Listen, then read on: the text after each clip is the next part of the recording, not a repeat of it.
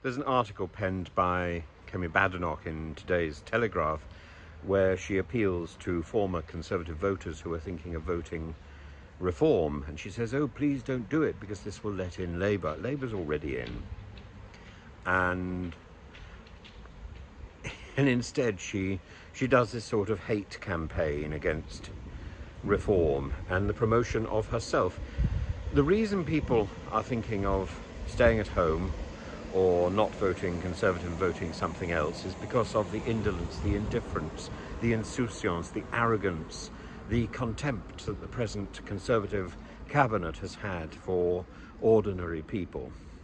And yes, I understand that absolutely. And nothing that Kemi badenoch says to spur up sort of hate, saying, oh yes, when David Tennant criticised her and said that she should shut up, Labour didn't leap to her defence. Well, why would they?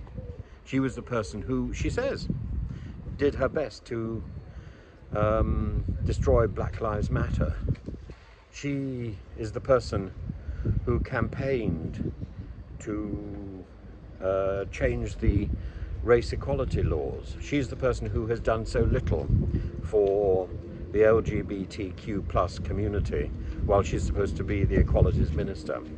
She says that she was the person who helped Farage in his debanking scandal. Well, I thought the point about the debanking scandal was it was based on dodgy goings-on by the person who was the CEO of NatWest, who was then demoted. But she's got back into power in the city since then. This is all favours for the lads, and I use the term lads in the loosest possible gender sense. It slaps on the back for the friends of the Conservative, for the Baroness Moans, and it's about an exposure of corruption. And Kemi badenoch doesn't deal with that. Instead, she goes through a litany of reasons why somebody shouldn't vote reform, and the biggest reason that she's got is that it would keep her out of power, because in the end her article is all about me, not about what she has done for others, not about what the party has done for others, not about the representation of the people, but about me. And in the end, this is what needs to change. We need to change the understanding that politicians have when they represent their constituency in Westminster.